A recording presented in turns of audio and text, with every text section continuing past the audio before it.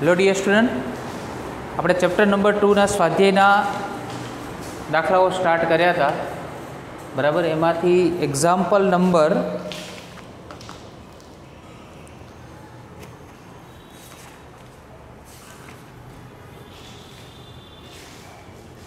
2.6 સુધી આપણે કરાયા હતા।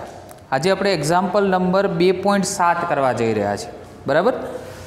તો 2.7 પહેલાં તો યાદ રાખજો, આ માર્ચ 2020 बराबर एटले के last time first exam of NCERT बराबर एनी अंदर एक्जाम्पल पूछाई गयेलो छे। लास्ट बोर्ड नी एक्जाम नी अंदर आ जे एक्जाम्पल छे ए पूछाई गयेलो छे बराबर।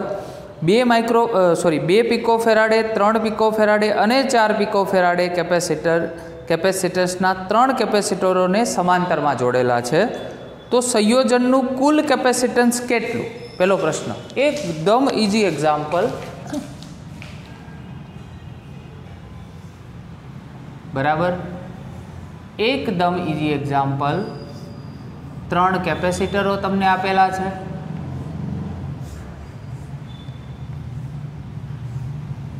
अने 3 केपेसिटरो आपेला छे अने आ 3 केपेसिटरों ने 100 वोल्ट बीजा प्रश्न में तमने आप्युं छे 100 वोल्ट ना पावर सप्लाय साथे जोड़वामां आव्या छे बराबर। अहींया C1 C2 अने C3 त्रणेयनी किंमत तमने आपेली छे, हूँ अहींया लखुं छुं। C1 तमारी जोड़े छे 2 पिकोफेराडे, C2 नी किंमत तमने आपेली छे 3 पिकोफेराडे अने C3 नी किंमत आपी छे 4 पिकोफेराडे। हवे समांतर में जोड़ेला होय तो तमे जाणो छो समांतर माटे त्रणेयनुं समतुल्य केपेसिटन्स केटलुं थाय, तो C1 plus C2 plus C3 सरवाळो तो 2 प्लस 3 प्लस 4 एटले के टोटल केपेसिटन्स थशे आपणी पासे 9 अने इक्विवेलेंट बी लखी शकाय हो, समतुल्य केपेसिटन्स। हवे एकम तो बधामां सरखो छे एटले 9 पिकोफेराडे आपणो पहेलो आंसर आवशे। एटले ए नंबर छे ये तमने समतुल्य केपेसिटन्स है। अने बी नंबर में कंईक आवुं पूछ्युं छे, जो आ संयोजन ने 100 वोल्टना सप्लाय साथे जोड़वामां आवे तो दरेक केपेसिटर परनो विद्युतभार बराबर। हवे पहला केपेसिटर है एना परनो विद्युतभार धारो कि आपणे Q1 धारीए तो सूत्र शुं थाय C1V Q = CV मुजब। परंतु याद राखजो स्थितिमान हमेशा सरखुं होय, समांतर होय ने एटले स्थितिमान त्रणेय माटे केवुं होय एक समान। એટલે પહેલું સૂત્ર આ થશે। ચલો અહીંયા મૂકીએ C1 ની કિંમત આપણી જોડે છે 2 પીકો છે એટલે 10⁻12 અને વોલ્ટ તમને આપેલા છે 100 વોલ્ટ બરાબર। ચલો તો 2 ગુણ્યા 10⁻ કેટલી થશે 10 કુલમ। ચલો Q2 = થશે C2 + V C2 × V sorry आ 3 पिकोफेराडे એટલે 3 × 10⁻12 અને इंटू 100 करिए तो सीधो हवे आंसर लखीए छे आपणी पासे 3 × 10⁻10 कूलम। तेवी ज रीते Q3 = C3 × V थई जाए। हवे C3 एटले आपणी जोड़े 4 × 10⁻12 अने V आपणी जोड़े छे 100 बराबर, एटले आंसर आवशे आपणी जोड़े 4 × 10⁻10 कूलम। ओके डन बराबर। चलो तो ए बी अने सी बराबर एटले के त्रणेय जे केपेसिटन्स है ए त्रणेय केपेसिटन्स ने अकोर्डिंग आपणे 3 विद्युतभार है आपणे शोधी दीधा बराबर। चलो हवे आगळ वधीए एटले के 2.8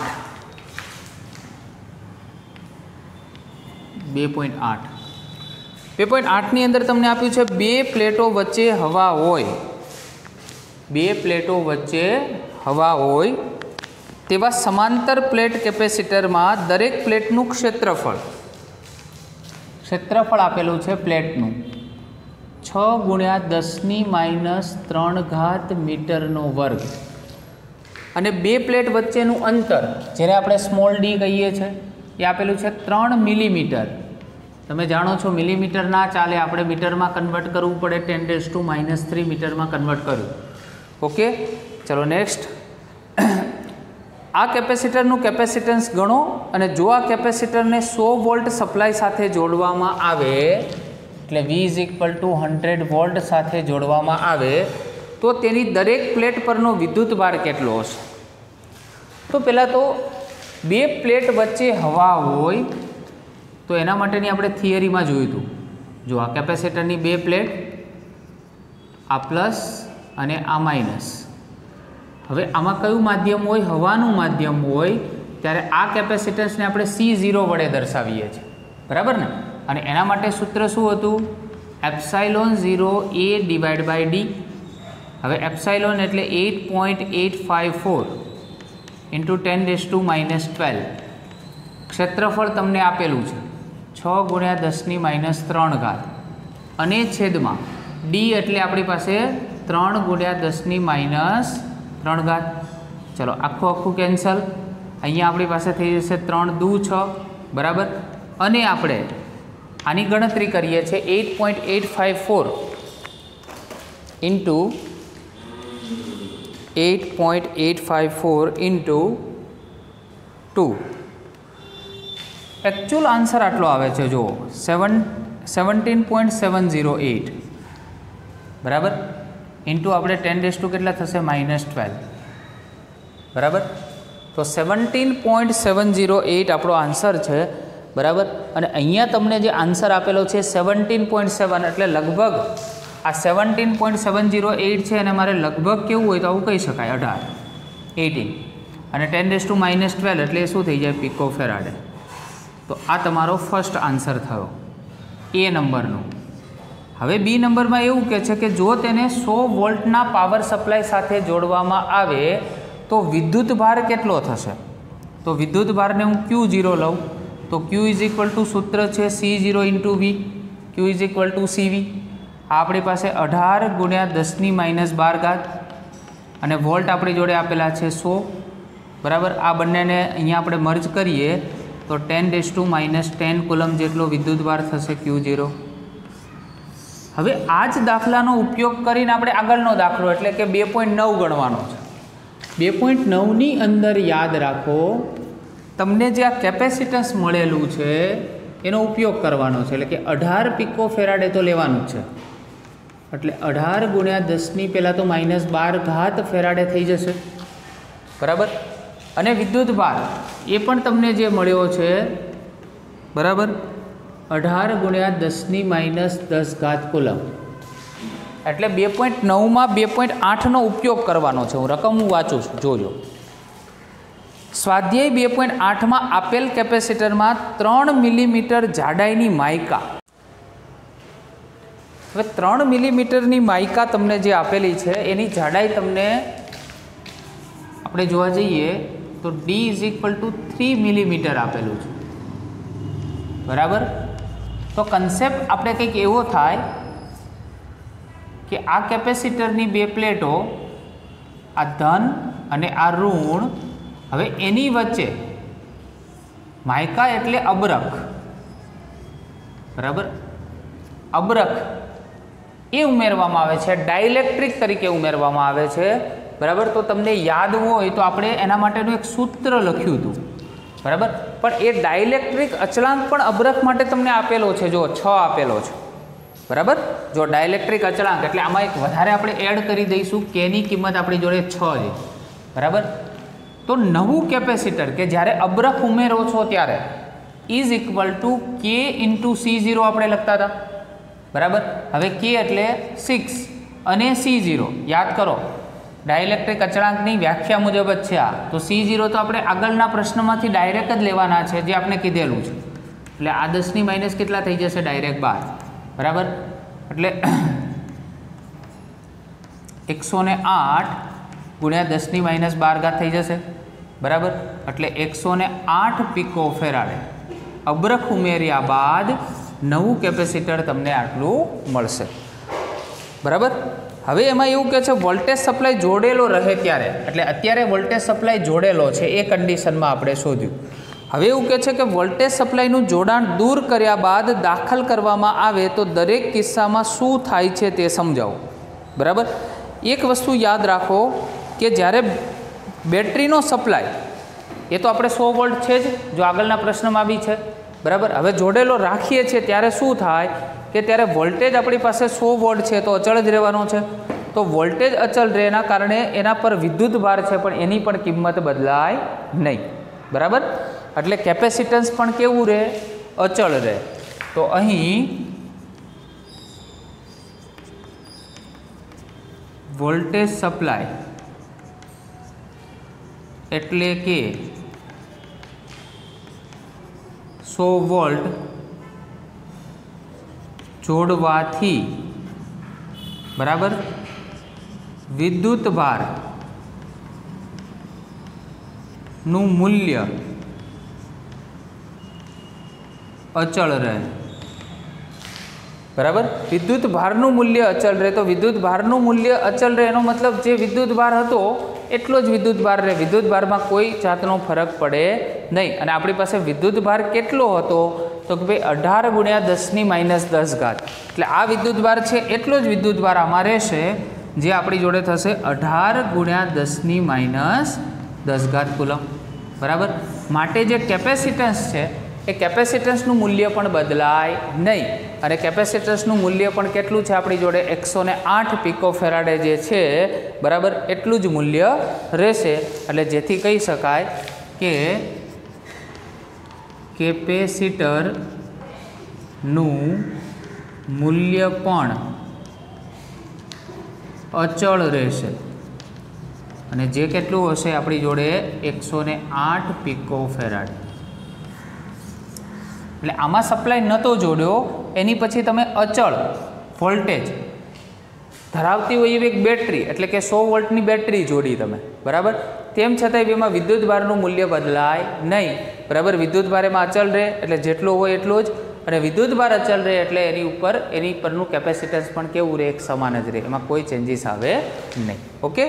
ચાલો તો હવે આપણે છેલ્લા 2 એક્ઝામ્પલ તરફ આગળ વધીએ છીએ. બરાબર. હવે ઉર્જા પરના દાખલાઓ છે. કેપેસિટરમાં સંગ્રહિત ઉર્જા. બરાબર. એના પરના એક્ઝામ્પલ તરફ આગળ વધીએ છીએ. છેલ્લા 2 એક્ઝામ્પલ છે એમાંથી છેલ્લો એક્ઝામ્પલ બોર્ડમાં પૂછાઈ ગયેલો છે. ચલો 2.10 ની રકમ હું વાંચું છું. 12 પિકોફેરાડેનું એક કેપેસિટર 50 વોલ્ટની બેટરી સાથે જોડેલું છે. તો કેપેસિટરમાં કેટલી સ્થિતિ વિદ્યુત ઉર્જા સંગ્રહ પામી હશે? તો કેપેસિટર તમને આપેલું છે 12 પિકોફેરાડેનું એટલે કે 12 × 10⁻12 ફેરાડે થશે. ઓકે. અને કેપેસિટર 50 વોલ્ટ. કેટલું છે? 50 વોલ્ટ. કેપેસિટરમાં કેટલી સ્થિતિ વિદ્યુત ઉર્જા સંગ્રહ પામી હશે? બરાબર. સોરી, વોલ્ટ આપેલું છે. આપણી પાસે સી અને વીને રિલેટેડ સૂત્ર છે. સંગ્રહ પામતી ઉર્જા 1/CV². બહુ સિમ્પલ સૂત્ર છે.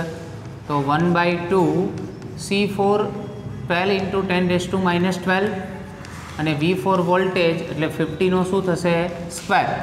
ચલો અહીંયા આપણી જોડે 6 આવી ગયા તો 6 × 10⁻12 અને ગુણ્યા અહીંયા થઈ ગયા આપણી જોડે 2500. આ 2 0 આની જોડે મર્જ કરી દો એટલે 25 અને 6 એટલે 25 છંગ થઈ જાય આપણી જોડે 150 અને 2 0 મેં આની જોડે મર્જ કર્યા એટલે માઇનસ કેટલા થાય? 10. બરાબર. ચલો હજુ એક 0 આમાંથી જવા દઈએ તો 15. બરાબર. એટલે એક આની જોડે મર્જ કરીએ તો 10⁻2 કેટલા આવશે? -9. આ ઉર્જા અને ઉર્જા હંમેશા એનો એકમ હોય જૂલ. તો 15 × 10⁻9 જૂલ જેટલી ઉર્જા તમને પ્રાપ્ત થાય. ચલો 2.11 સ્વાધ્યાયનો છેલ્લો દાખલો. માર્ચ 2020ની અંદર જોજો તમે ખાસ નોટિસ કરજો આ ચેપ્ટરને. માર્ચ 2020માં 2 દાખલા પૂછાઈ ગયેલા છે. બરાબર. એક આજે આપણે પહેલો એક્ઝામ્પલ જે કર્યો છે બરાબર એ એક્ઝામ્પલ એટલે કે આપણે એક્ઝામ્પલ નંબર 2.7 બરાબર એ પણ પૂછાઈ ગયેલો છે અને 2.11 છે એ પણ પૂછાઈ ગયેલો છે. પહેલું કેપેસિટર એટલે કે C1 તમને આપ્યું છે 600 પિકોફેરાડે નું એક કેપેસિટર 200 વોલ્ટના સપ્લાય એટલે V1 આપ્યું છે આપણી જોડે 200 વોલ્ટ. 200 વોલ્ટના સપ્લાય સાથે વિદ્યુત ભારિત કરવામાં આવે છે. પછી તેનું સપ્લાય સાથેનું જોડાણ દૂર કરવામાં આવે છે. હવે પછી સપ્લાયનું જોડાણ દૂર એટલે V20 બરાબર. અને કીધું છે વિદ્યુત ભારિત ન હોય તેવા 100 પિકોફેરાડેના કેપેસિટર સાથે જોડવામાં આવે છે. એટલે હવે નવું કેપેસિટર જે વિદ્યુત ભાર રહિત છે, જેના પર કોઈ પ્રકારનો વિદ્યુત ભાર નથી, એનું મૂલ્ય છે 600 પિકોફેરાડે. તો આ પ્રક્રિયામાં કેટલી ઉર્જા ગુમાવાઈ હશે? બરાબર. તો આના માટે સૂત્ર યાદ રાખવાનું છે, ગુમાવાતી ઉર્જા એટલે ડેલ્ટા યુ. પહેલાં 1/2 યાદ રાખવાના, આ સ્વરૂપે જ CV², પરંતુ બે કેપેસિટર છે તો C1 C2 C1 plus C2 અને V1 માઇનસ V2 એનો હોલ સ્ક્વેર. જો અલ્ટિમેટ સૂત્ર આવું બને છે 1/2 CV². બરાબર.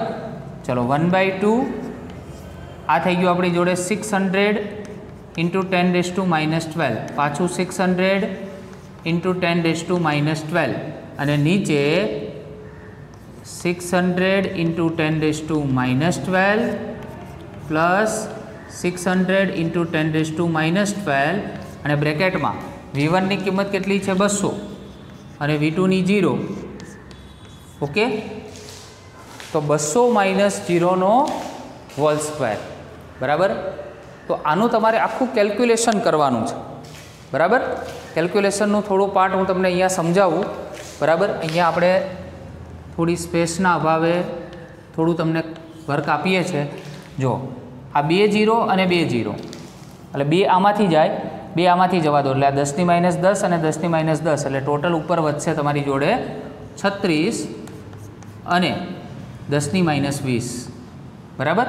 ચલો અહીંયા કેટલા થઈ જશે? 600 અને 600, એટલે 1200 ટોટલ થઈ જશે. 1200 ગુણ્યા 10⁻12 તો બંનેમાંથી કોમન રહેશે અને અહીંયા ટોટલ જ્યારે વર્ગ કરશો એટલે 4 અને એની પછી 1 2 3 અને 4 0 લગાવવા પડશે. હવે કેલ્સીમાં ઇઝી છે એકદમ, કેલ્ક્યુલેશન કરી નાખજો. આન્સર કેટલો આવે છે એને જૂલમાં રાખવાનો, કારણ કે ઉર્જા છે, ગુમાવાતી ઉર્જા. બરાબર. ઓકે. ચલો તો આજે આપણે ચેપ્ટરના સ્વાધ્યાયના દાખલા કમ્પ્લીટ કરીએ છીએ. બરાબર. અને આના પછી આપણે ઉદાહરણના દાખલાઓ બધા ચાલુ કરીશું. Okay. Thank you very much.